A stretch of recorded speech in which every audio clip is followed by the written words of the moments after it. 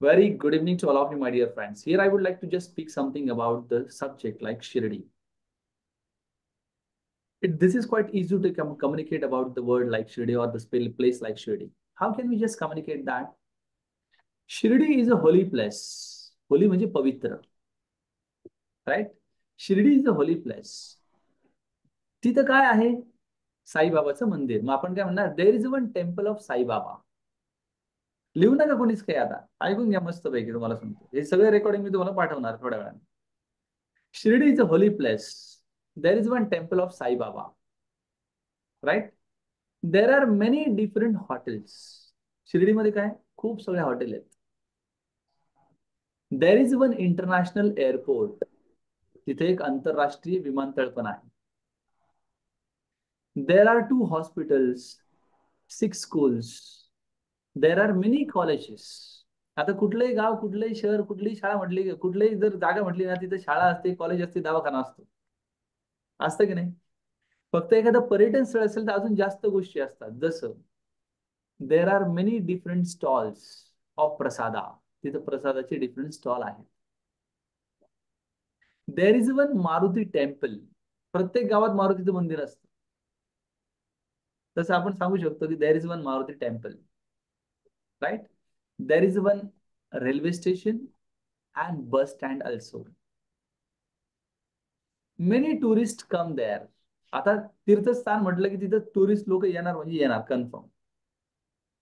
मग अजून तुम्हाला शिर्डीमध्ये काय काय पाहायला मिळालं ते ते तुम्ही सगळं there is there are, there is there are, there is there are, there is there are या प्रोसेसमध्ये वापरू शकता. सुरुवातीला कॉन्फिडन्स वाढण्यासाठी अशी छोट्या छोट्या वाक्यरचना घेऊन पण आपण एखाद्या विषयाबद्दल जर बोलायला लागलो ना, तरीही माणूस त्याला नंतर मोल्ड करू शकतो. लक्षात ठेवा, एकाच दिवसात तुम्हाला माझ्यासारखं बोलता येणार नाहीये, कारण माझ्यासारखं बोलायला मी 17 वर्ष इन्व्हेस्ट केली. बरोबर आहे. पण ऍटलिस्ट आपण सुरुवात तर करू शकतो. मग तुम्ही आता ज्या शहरात, ज्या गावामध्ये आहात त्याबद्दल जर तुम्हाला बोलायचं असेल तर देर इज देर आर नाही वापरायचं. तिथं काय वापरायचं बघा. तिथं मी चॅट बॉक्स मध्ये टाईप करतोय, here is and here are. Chat box मध्ये टाकलंय बघा, here is and here are. समजा मी आता छत्रपती संभाजीनगर मध्ये आहे आणि मी संभाजीनगर बद्दल बोलतोय, तर मी काय म्हणणार बघा, I live in Chhatrapati Sambhajinagar. एवढं वाक्य सगळ्यांना येतं. Here are many historical places. इथं खूप सगळे ऐतिहासिक स्थळे आहेत. Here is one Bibi ka Maqbara. Here is one water mill. Water mill म्हणजे पानचक्की. Here is one golden palace. Golden palace म्हणजे सोनेरी महल. Here is one garden like Siddharth garden. It is a zoo, right. There are many different animals, right. Then here are many different colleges. Students come to learn there from different areas nearby the city. Here is one railway station and one international airport also, right? So या पद्धतीने आपण आपल्या शहराबद्दल, आपल्या गावाबद्दल here is आणि here R, here is आणि here R या दोन कन्सेप्टला घेऊन बोलू शकतो. तुम्ही तुमच्या शाळेबद्दल पण बोलू शकता. My school name is XYZ एक्सेस जे आहे तुमचं. There is one principal office. There are 14 classroom. तिथे 14 क्लासरूम आहेत. There are 250 students in my school. There is one big play ground. एक मोठं मैदान आहे खेळायला. There are many trees on the ground. मैदानावरती खूप सगळे झाडं आहेत. There is one principal office and our principal name is XYZ. देन अशा पद्धतीने आपण आपल्या शाळेबद्दल देखील there is there are, there is there are या संकल्पना वापरून सहज बोलू शकतो. आता मी तुम्हाला सांगू का, तुम्ही जर अमेरिका पाहिलेलं नसेल तरी आपल्याला अमेरिकेबद्दल बोलता येऊ शकतं. कसं? आपल्याला माहिती आहे अमेरिकेमध्ये स्टॅच्यू ऑफ लिबर्टी आहे ना, स्वातंत्र्य देवतेचा पुतळा आहे हातामध्ये घेतलेला. मग आपल्याला बोलायला काय जातं?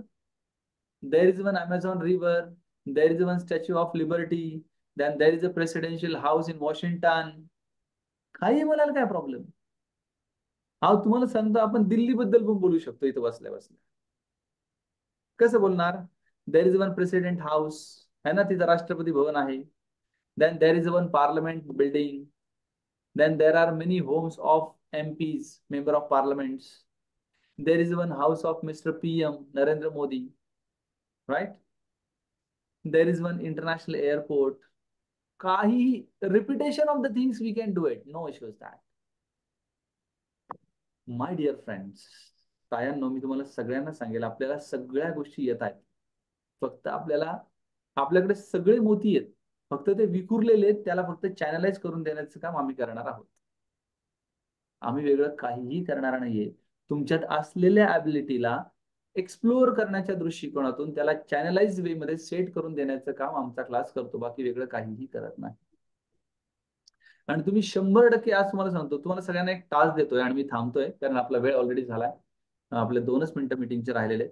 तो टास्क असा आहे, सगळ्यांना आज आपला ग्रुप बनलेला आहे, आपल्या ग्रुपच्या बाहेर कोणालाही त्या ग्रुपमध्ये आपण घेतलेलं नाही. तुम्ही सगळ्यांनी आज एका विषयावरती कुठल्या तरी here is here are and there is there are मध्ये तुमचा व्हिडिओ बनवायचा. पहिले लागले तर वाक्य लिहून घ्या वहीवरती एका जागेबद्दल, त्याला छान प्रिपेअर करा आणि एक व्हिडिओ बनवायचा आणि मला ग्रुपवरती टाकायचा. सगळ्यांसाठीचा टास्क तुम्हाला हाच. आषाढी एकादशीचा उपवास करू नका लागला तर, पण इंग्रजीसाठी ह्या गोष्टी करायची सुरुवात करा. उपवास कराच, काही हरकत नाही. उद्या सगळ्यांनाच उपवास असतो, त्यामुळे तुमच्यासाठी काही स्पेशल पदार्थ बनणार नाहीयेत. बरोबर आहे, कराच. उपवास या शब्दाचा नेमका अर्थ काय? उप म्हणजे भगवंत आणि वास म्हणजे सहवास. भगवंताच्या सहवासात जास्तीत जास्त तो दिवसाचा कालखंड घालणे, इट इज कॉल्ड एज उपवास. उपवास करणे म्हणजे फक्त साबुदाण्याचा चिवडा, रताळ्याचा शिरा, नंतर अमुक वडे आणि तमुक हे काहीतरी हे खाणं म्हणजे उपवास नाही. उप म्हणजे भगवंत आणि वास म्हणजे वास म्हणजे सहवास. भगवंताच्या सहवासात जास्तीत जास्त दिवस उद्याचा घाला, तुमचा उपवास नक्की सार्थकी होईल. एवढं बोलून आपण आज थांबतोय आणि तुम्हाला एक विषय मला रेकॉर्ड करून पाठवायचा आहे. Thank you very much. Thank you. Thank you. Good night everybody. Good night. Will meet tomorrow. Right. उद्या एकादशी जरी असली तरी आपला क्लास आहे म्हणजे आहे, confirm. Fine. Yes sir. Bye. Okay. Thank you sir. Okay, most welcome please.